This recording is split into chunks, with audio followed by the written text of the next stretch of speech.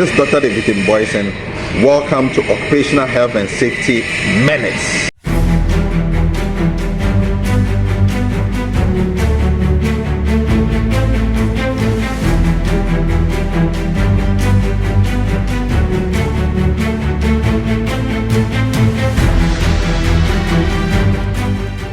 Hi, this is Dr. Davidkingboison. Last week we discussed some basic concepts in occupational health and safety. Today we'll be taking it up from there to also explain some few concepts relative to hazards. Today we'll be dealing with other types of hazard. Now, what is biological hazard? Biological hazard is associated with working with animals, people, or infectious plants, materials, working in schools, daycare facilities, college and universities, hospitals, laboratories, nursing homes, etc., may expose you to biological hazards. And we can give examples such as blood and other body fluids, bacteria and viruses, fungi, insects, bites, animal and birds droppings, etc. So these are examples of biological hazard. Now let's also look at physical hazards. Physical hazards are factors within the environment that can harm the body without necessarily touching it. And an example of or examples of physical hazards include electromagnetic waves. You can talk about high exposure to sunlight or ultraviolet rays, or extreme temperatures, hot and cold, and constant loud noise.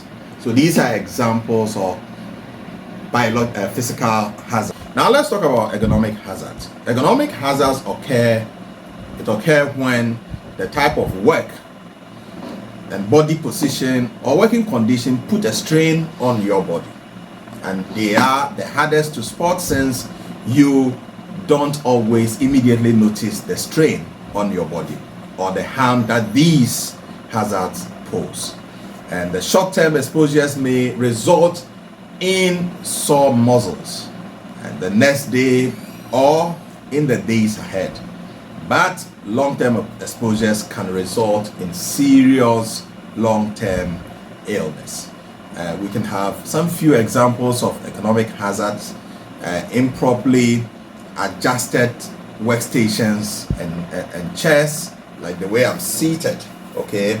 If it's not really adjusted, and frequent lifting, you're doing lifting and your body posture, the way you are lifting, is not the best, and poor posture and awkward movement, especially if they are repetitive. So now let's also look at chemical hazards. Now, chemical hazards are present when a worker is exposed to any chemical preparation in the workplace in any form. It could be solid, it could be liquid, or it could be gas. And some are safer than others though, but to some workers who are more sensitive to chemicals, even common chemical solutions can cause illness, skin irritation, or breathing problems.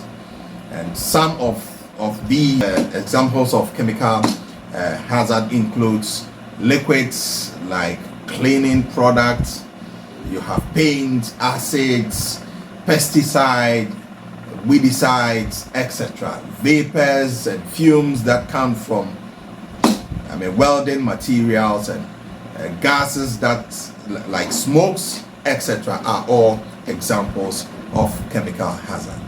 The last hazard I'll be talking about is the work or organizational hazard, and this includes activity at the workplace that could cause stress, and it could be a short-term stress or a long-term stress. These stress effects can be long-term or short-term. Workplace bullying, lack of respect and lack of flexibility, lack of social interactions and relations, and also sexual harassment.